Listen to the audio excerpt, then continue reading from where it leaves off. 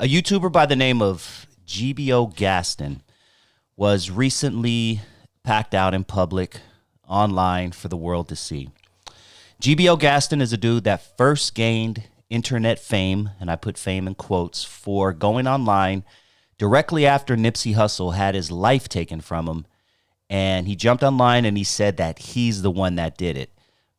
Even though later we found out that he didn't do it. It was actually shitty cuz, he was just doing it for clout, for the internet fame, and got him a little heat for that. He would go to people's murals and graffiti and pee on their walls.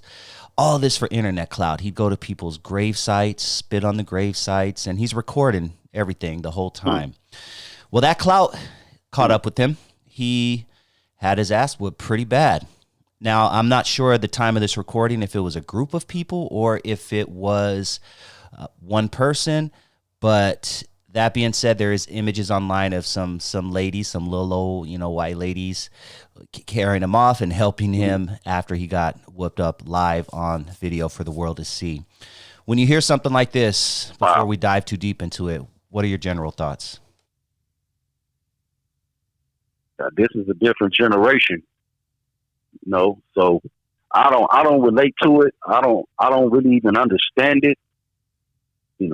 Clout chasing like that, just doing stuff to be provocative and run up the numbers. I understand the pursuit of trying to get paper, but that way, shit, that's more dangerous than robbing the bank. Back in the day, what would happen to someone if they came around the hood with their camera out, or not only that, they went to someone else's, a different hood, camera out, was peeing on their murals and their graffiti and all that, filming everything that he did? What would happen to someone back in your generation? Obviously, it would be unheard of, but just hypothetically, what would happen?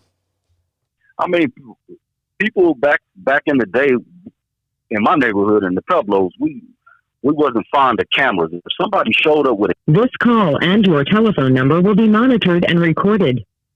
If somebody showed up with a camera, even a homie, it's like, bro, what is you taking pictures for? Don't be taking no pictures of me. You know what I mean? Unless I'm posing for the picture. But don't be walking around. What is you walking around the hood taking all these pictures for, dog? You know what I mean? That was suspect. Like, it was just something it wasn't the selfie culture. You know what I mean? So picture taking was like, for some people, that was like a jeep. Don't be taking no pictures of me like I'm going to be gone tomorrow. So there's very few pictures of us. You get them when they was at funerals and barbecues and picnics and stuff, but just like walking around the hood and you just taking, we just posing for pictures and people walking, man, that's crazy. The whole whacking out murals and all of that kind of stuff is nothing new.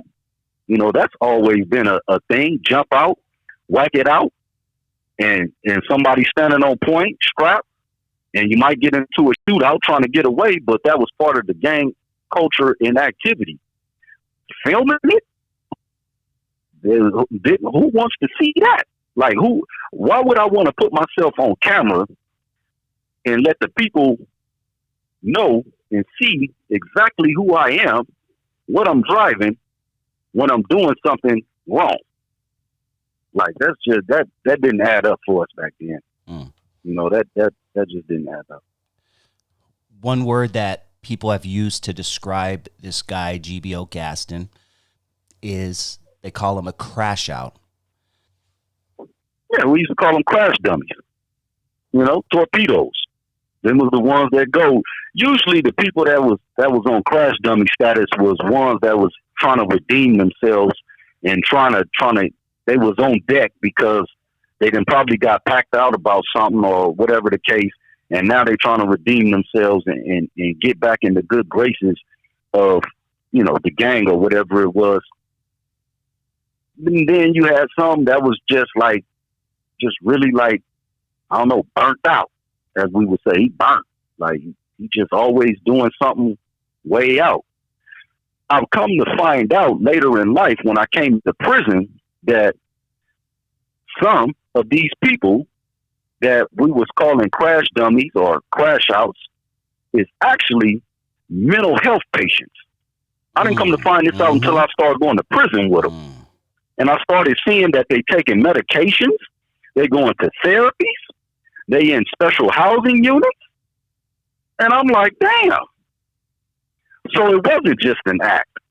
This person really has severe mental health issues that need to be addressed. So now when I see like this whole crash out thing or whatever, I think about that like, damn, is this person battling some type of mental illness? It looked a certain kind of way on camera and for the public and on the internet and stuff, but is this person really screaming for help? You know, does this person really need help to be in a outpatient clinic or inpatient clinic type environment where they can get well? Because some of this stuff is just really mental health. If you could sit down for a few minutes and talk to GBO Gaston, what advice would you give him? Because next time he might not be so lucky as to walk away, right? There it is right there. I mean, don't play yourself out your life. It's all fun and games till it ain't no more. It's all fun and games till it ain't no more. Till they put the handcuffs on you, till somebody cock that strap in your face, and that's the last thing you're going to see. Until somebody stomping your teeth out your mouth. It's all fun and games till it ain't no more. Like, come on, man. We got so many other things that we can be doing in this world.